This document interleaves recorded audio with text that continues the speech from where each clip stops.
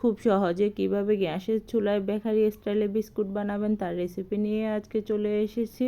তো আসসালামু আলাইকুম আপুরা ভাইয়ারা, কাছে দূরে যে যেখান থেকে দেখতেছেন, আল্লাহর রহমতে সবাই ভালো আছেন। আলহামদুলিল্লাহ আমরাও ভালো আছি, আমার ফ্যামিলি সবাই ভালো আছে। তো এত সহজে কিভাবে গ্যাসের চুলায় বেকারি স্টাইলে বিস্কুট বানানো যায় আর কি কি লাগবে সব কিছুই হাতের কাছে পাওয়া যায়, সব কিছু নিয়ে চলেন। তো আজকে বিস্কুট বানাতে কি কি লাগবে চলেন দেখে আসি। এখানে আমি 1 বাটি ময়দা নিয়েছি, আর এখানে আমি চিনিকে গুঁড়া করে একদম মিহি করে নিয়েছি, আর এখানে বেকিং পাউডার নিয়েছি, এখানে তেল নিয়েছি, আর একটা ডিম নিয়েছি। এই যে তো আজকে বিস্কুট বানাতে আমার এই উপকরণগুলো লাগবে। আমি এখানে একটা পাতিলে কাগজ দিয়ে প্রিহিট করে নিচ্ছি। তো চলেন দেখে আসি কীভাবে বিস্কুট বানাবো। এখানে ময়দাগুলো আমি দিয়ে দিচ্ছি, আর ছোট চা চামচে আমি 2 চা চামচ বেকিং পাউডার দেবো। বেকিং পাউডার দিলে বিস্কুটগুলো একদম ফুলকো ফুলকো হবে। তো এখন আমি একদম মিহি করা চিনি পাউডারগুলো দিয়ে দিব। মিষ্টি যার যার স্বাদ মতো দিবেন। এখানে আমি 1 চিমটি লবণ দিয়ে দিয়েছি, কারণ লবণ না দিলে মিষ্টি জাতীয় খাবারগুলো ভালো লাগে না, এই জন্য আমি 1 চিমটি লবণ দিয়ে দিয়েছি। তো এখন আমি তেল দিয়ে দিচ্ছি পরিমাণ মতো। আমি সবগুলো তেল দিব না, কারণ সবগুলো তেল দিলে বেশি কম হয়ে যেতে পারে। তো পরিমাণ মতো তেল দিব। আগে মেখে নেব, মেখে আমি দেখব যে তেল আর লাগবে কিনা, তারপর লাগলে আমি দিব, না হলে আর দেওয়া লাগবে না। তাই এখন আমি সবগুলো উপকরণ একসাথে মেখে নেব ভালো করে। এখানে পানি বা অন্য কিছুই দেওয়া যাবে না। বিস্কুট শুধু তেলের উপরে মাখানো হয়, অন্য কোনো কিছু দেওয়া যায় না, তাহলে বিস্কুট সুন্দর হবে না এবং ফুলবে না, একদম শক্ত হয়ে থাকবে। তো এখন আমি সবগুলো উপকরণ একসাথে ভালো করে মথে নিচ্ছি। এই যে এভাবে মথে নিতে হবে।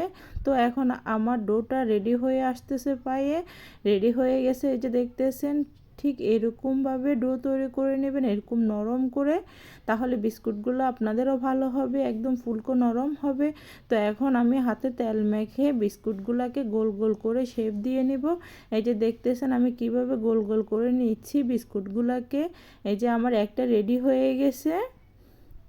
ঠিক এভাবে করে রেডি করে নেবেন সবগুলো বিস্কুট। তো আমিও সবগুলো বিস্কুট এভাবে রেডি করে নিচ্ছি, দেখতেছেন সবগুলো বিস্কুট হাতের তালুতে গোল গোল করে আমি রেডি করে নিচ্ছি।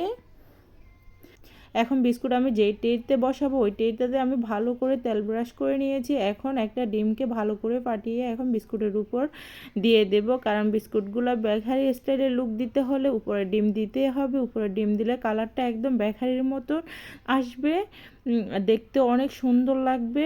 খাওয়ার থেকে দেখাটাই অনেক সুন্দর লাগে, দেখতে সুন্দর হলে জিনিসটা খেতেও অনেক ভালো লাগে, অনেক তৃপ্তি লাগে। তো দেখতেছেন আমি সবগুলো ডিমের কুসুম বিস্কুটের উপর সুন্দর করে ব্রাশ করে দিয়েছি। এখন আমি গার্নিশ করব বিস্কুটগুলোকে।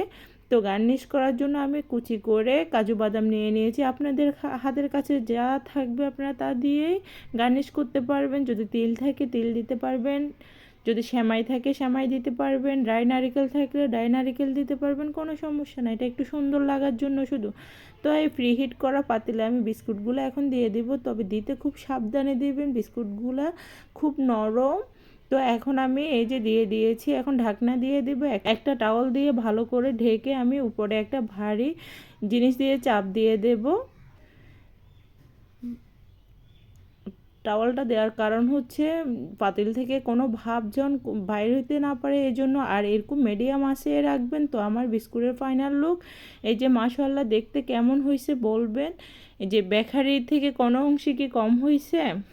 আমি কোনো ওভেনে ব্রেক করি নাই, চুলাতেই ব্রেক করেছি। দেখেন কত সুন্দর হয়েছে। ওভেনে করলে কেমন হতো আপনারা নিজেরাই কমেন্ট করে জানাবেন। চুলায় এত সুন্দর হয়েছে মাশাআল্লাহ। তো এখন আমি বিস্কুটগুলো বাইর করতে পারতেছি না, খুব ঝামেলায় পড়ে গেছি। তো যাই হোক, আমি অনেক কষ্ট করে চেষ্টা করে আমি বাইর করে নিয়েছি বিস্কুটগুলোকে। তো এখন আমার বিস্কুটগুলোর ফাইনাল লুক আপনাদেরকে দেখাবো। এই যে বিস্কুটগুলোর ফাইনাল লুক, সবগুলা বিস্কুট ফুলে একদম টইটম্বুর হয়ে আছে। তো একটার সাথে একটা লেগে গেছে। এখন এইভাবে তুলতে গেলে তো আমার বিস্কুটগুলো সবগুলো ভেঙে যাবে। তো এই জন্য আমি কেকের মতো করে চারদিকে কেটে কেটে একটার থেকে একটাকে আলাদা করে নিচ্ছি। তো একটা বিস্কুট আপনাদেরকে ভেঙে দেখাবো ভিতরের লুক কেমন হয়েছে। মাশাআল্লাহ দেখেন কত সুন্দর হয়েছে। তো আল্লাহ হাফেজ, আজকে এই পর্যন্ত। আসসালামু আলাইকুম।